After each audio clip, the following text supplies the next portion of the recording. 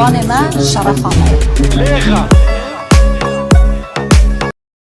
Bună, dragilor! Bine v-am găsit sau v-am regăsit aici pe canalul meu de YouTube. Dacă este pentru prima dată când mă vedeți, eu sunt Rojin și iubesc tot ceea ce înseamnă parfumuri și parfumerie, având o slăbiciune către latura Middle Eastern. Dacă și voi sunteți în aceeași zonă de interes, v-aș mulțumi dacă ați apăsat butonelul de subscribe, implicit clopoțelul, pentru a primi notificare de fiecare dată când eu postez câte un videoclip nou. Treaba aceasta este total gratuită, nu vă costă absolut nimic să vă abonați, să lăsați un like, un comentariu și, de ce nu, să distribuiți aceste videoclipuri persoanelor interesate de acest subiect.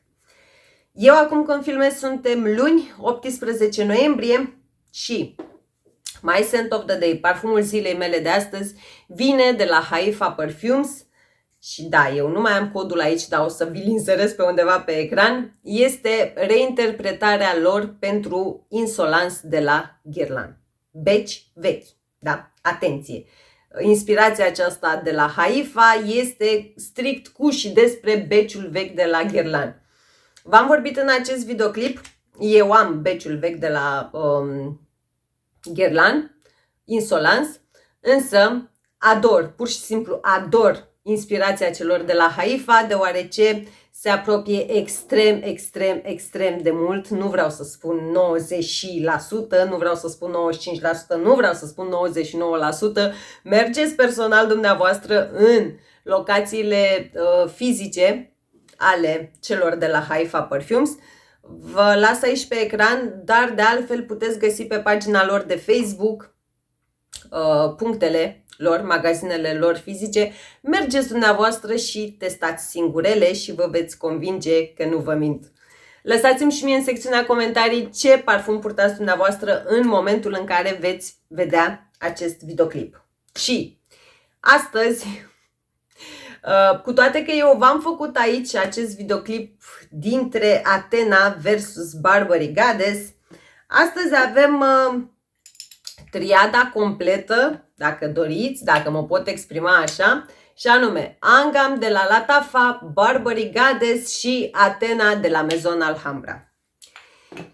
Și a venit momentul să le comparăm, să le luăm la întrebări și așa mai departe. Angam este cel mai nou venit. Azi e luni, cred că pe undeva marți sau miercuri l-am achiziționat dintr-un magazin fizic, undeva zona Piața Bucurobor. Și, da, haide întâi totuși să începem cu OG, cum se spune, cu Burberry Goddess. Și da, eu am sticluța de 30 de ml și da, nu este mare dent aici pentru că știu că o să-mi iau foarte mult hate, însă, de la bun început, acest videoclip, această paralelă, aceste recenzii sunt strict în baza gusturilor mele. Nu trebuie să fim toate la fel, nu trebuie tuturor să ne placă aceleași parfumuri și nu trebuie toate să prindem aceleași performanțe. Însă, Burberry Goddess, hai să-l dau aici, pentru mine nu este, cum să spun eu, nu este acel parfum cu hate, nu. Dar nu este nici acel parfum cu love. Este undeva la I like it, dar nu mă omor. Se deschide cu un acord de ceva lavandă, ceva fin de tot spicy. Pe măsură ce se dezvoltă este într-adevăr acea vanilie, însă, cum să spun eu, nu este nici vanilie arsă, nici vanilie gurmandă, nici vanilie lemnoasă, ci pur și simplu eu vanilia din Burberry Goddess aș cataloga-o ca fiind o vanilie pufoasă. Da, are ceva aerat. Și dacă spun ceva aerat, nu știu, nu vă gândiți la ceva trecător.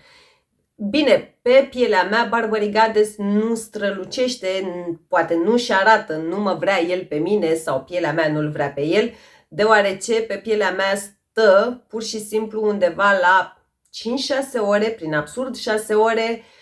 Proiecția este undeva în jur de o oră, hai să zic prin absurd 2 ore. iar casiaj este ceva mediu, nu este ceva wow.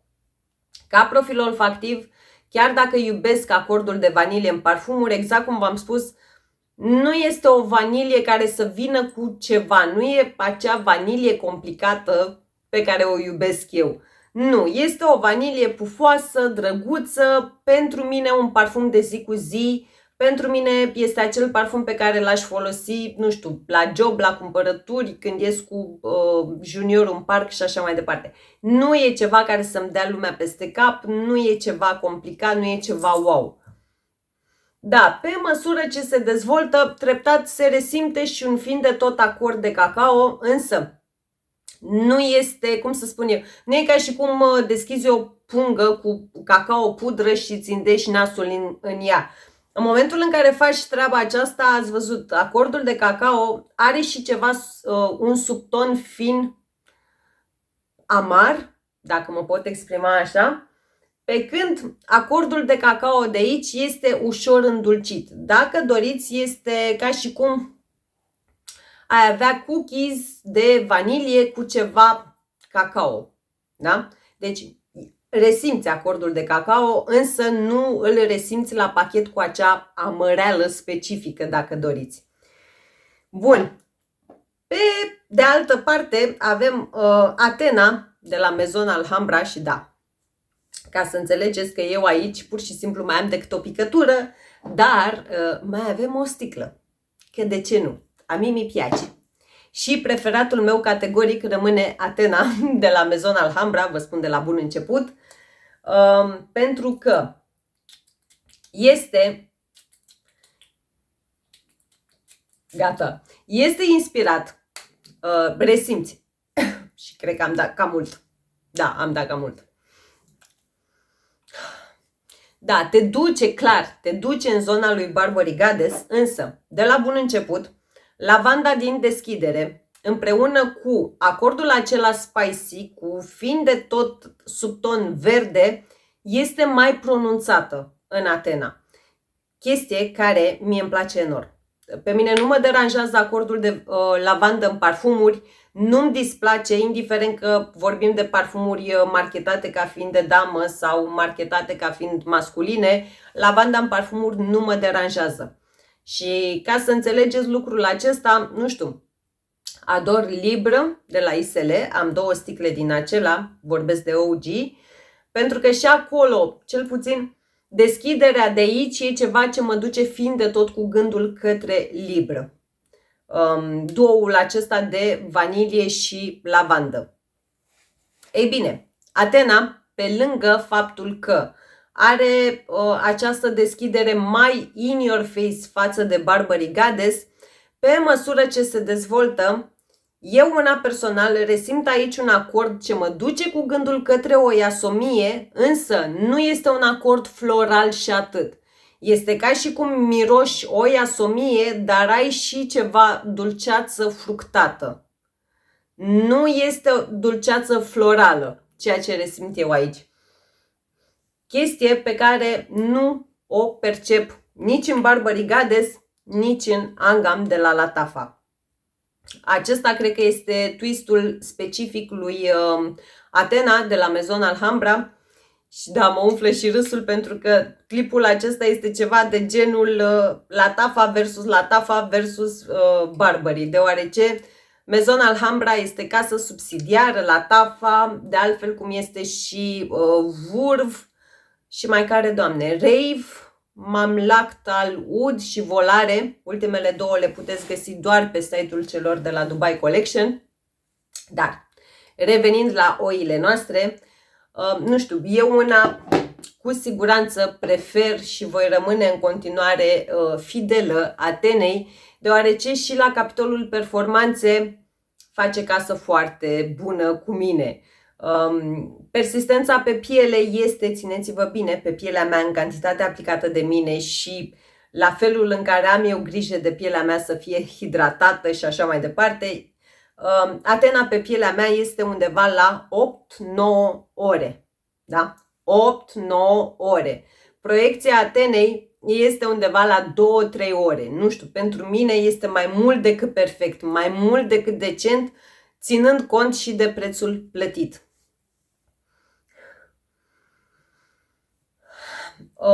Pe măsură ce se dezvoltă, se resimte o fină adiere de cacao și în Atena, însă nu este la fel de intensă precum este în Barbary Goddess, cel puțin chimia asta se întâmplă pe pielea mea.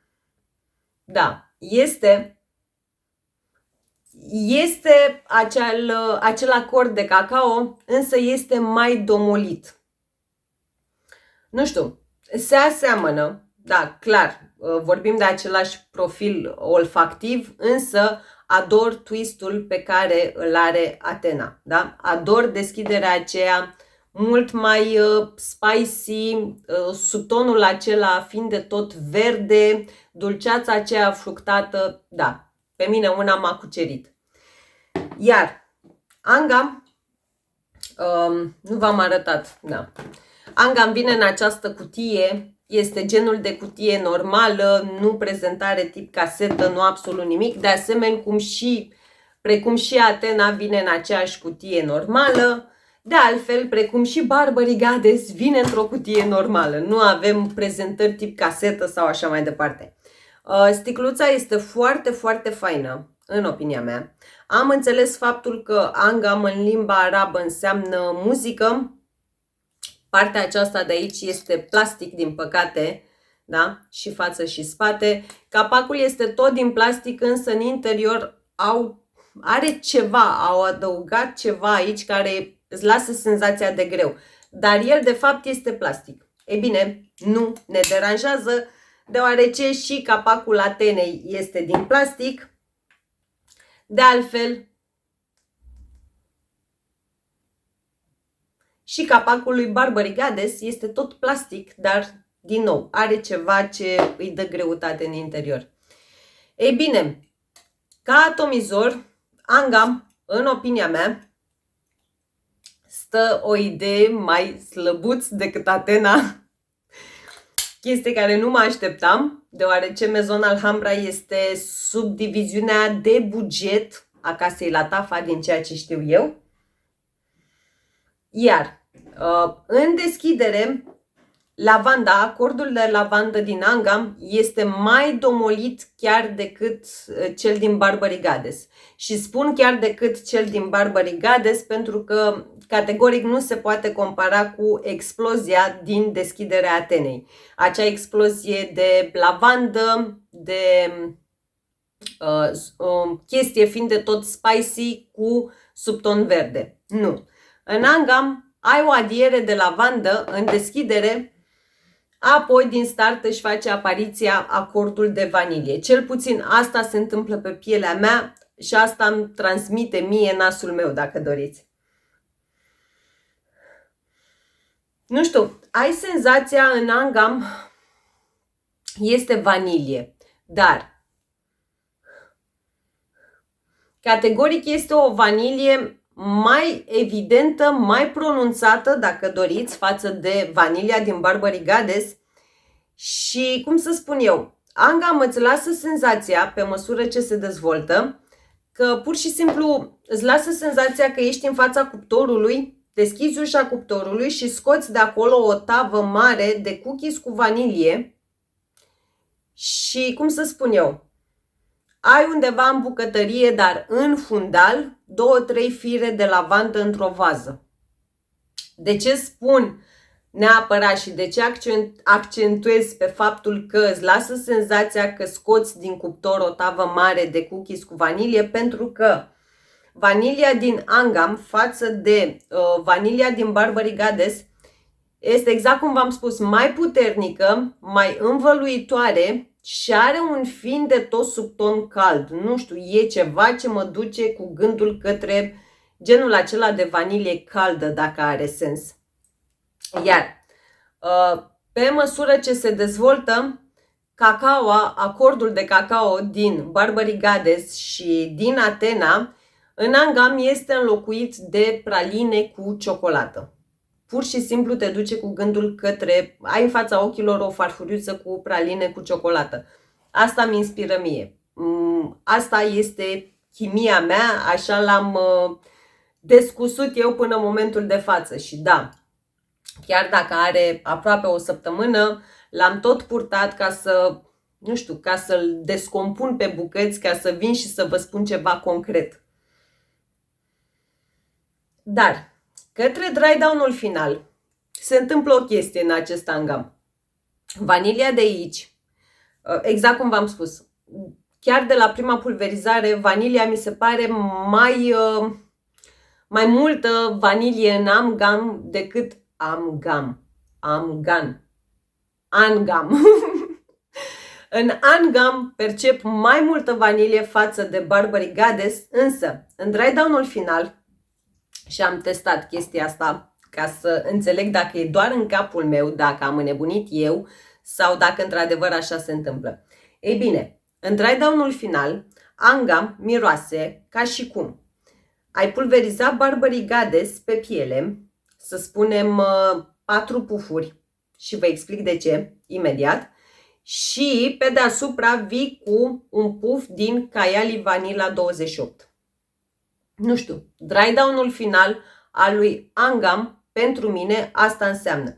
Ca și cum faci layering cu Burberry Goddess, o cantitate mai mare, și o adiere de Vanilla 28 de la Kayali. Angam, în dry down-ul final, are acea vanilie care devine ambrată, dacă are sens. E un alt fel de vanilie față de vanilia din Atena și față de vanilia din Burberry Goddess. Pentru mine și pentru simțurile mele. În angam, în dry down-ul final, ai o vanilie ambrată căreia îi adaugi ceva zahăr brun.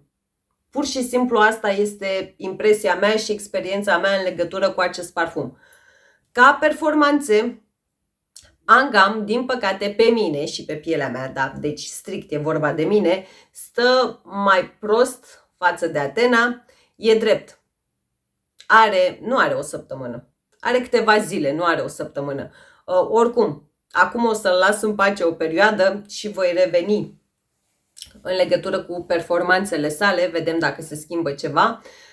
Pentru că în momentul de față angam stă pe pielea mea undeva la 5-6 ore. Proiecția este undeva în jur de o oră și jumătate, 2 ore, pe undeva pe acolo, iar siaj este mic spre mediu. Da? Ca performanțe pot spune că cele două sunt extrem, extrem de asemănătoare. Dar, din nou, angam nu are nici măcar o săptămână. Aici nu mă pronunț, da? Mai așteptăm puțin. Dar, ca idee, ca și o concluzie, nu știu, dacă iubești Burberry Goddess, pe care să ți-l recomand eu, e foarte dificil pentru că ține de gusturile fiecăruia. Atena, da? Deci recapitularea finală.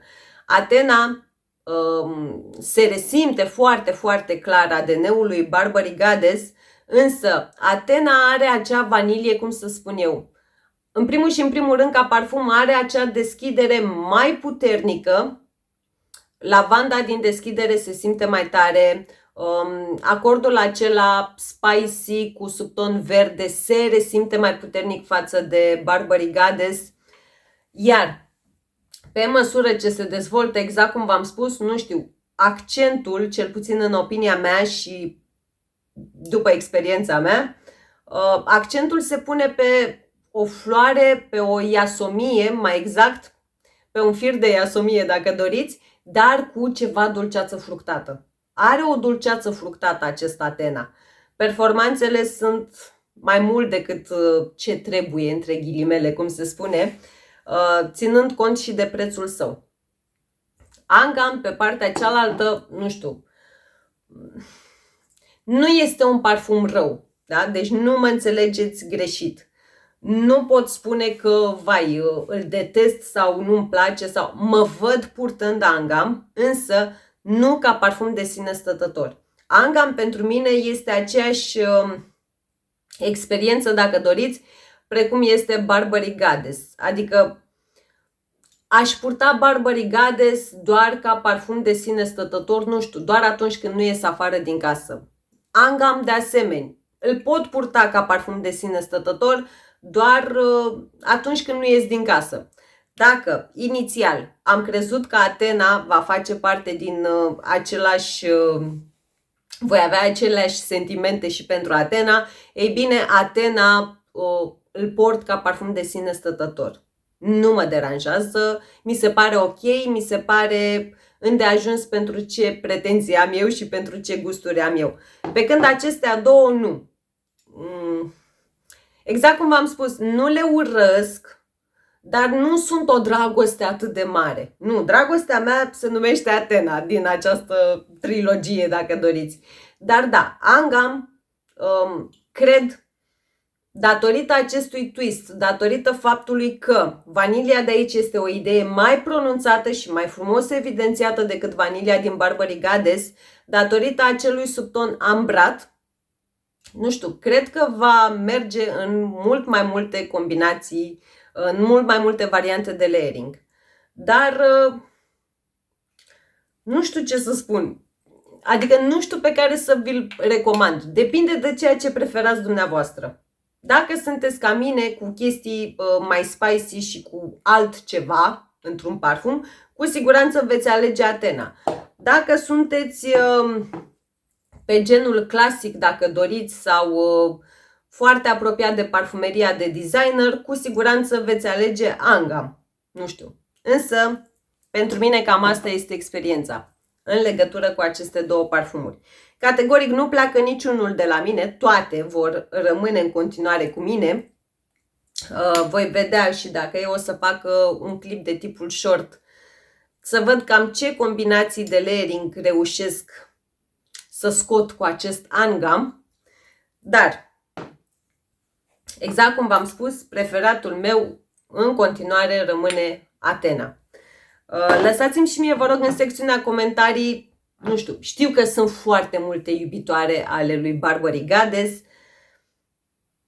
Din nou, nu vreau să deranjez pe nimeni, nu vreau să fac, Doamne ferește, pe nimeni să se simte aiurea, pur și simplu vorba aceea, v-am mai zis eu în alte videoclipuri, avem 5 degete la o mână și nu sunt toate la fel. La fel și cu gusturile omului, nu trebuie tuturor, adică ce sens, ce rost ar avea ca toți să mirosim la fel până la urma urmei.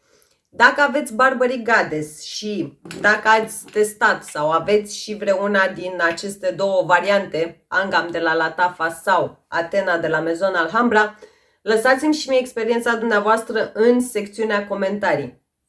De asemenea, dacă, de exemplu, le aveți strict pe acestea două, din nou, lăsați-mi și mie experiențele dumneavoastră, deoarece, exact cum v-am spus și vă voi spune mereu, fiecare percepem diferit parfumurile, fiecare avem, prindem, cum spun eu, alte performanțe în legătură cu un parfum și așa mai departe, pentru că nu toți ne hidratăm pielea la fel, nu toți bem aceeași cantitate de apă în fiecare zi și așa mai departe.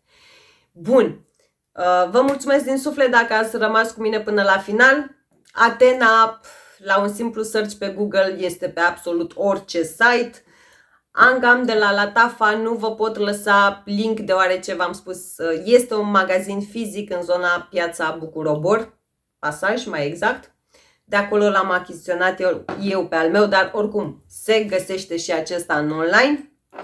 Burberry Goddess la fel. Aveți parfumerii fizice sau îl puteți găsi, vorba aceea, la un click distanță. Bun, să rămână mult dacă ați rămas cu mine până la final. Și da, filmez astăzi luni și fac tot posibilul ca acest clip să intre la dumneavoastră tot astăzi, deoarece, pentru că și fiindcă, cu ocazia acestui Black Friday, ce să vedeți, m-am îngropat în parfumuri și încerc pe cât pot să le sortez, să le triez, să văd cum vin, vă vorbesc despre ele și așa mai departe. Deci vor urma câteva clipulețe de tipul haul versus sau așa mai departe. Vă mulțumesc din suflet, vă îmbrățișez cu mare, mare drag. Lăsați-mi și mie un emoticon, un ceva acolo și până data viitoare vă doresc zile minunate și mega, mega parfumate. V-am pupat! زبان ما شرفانه.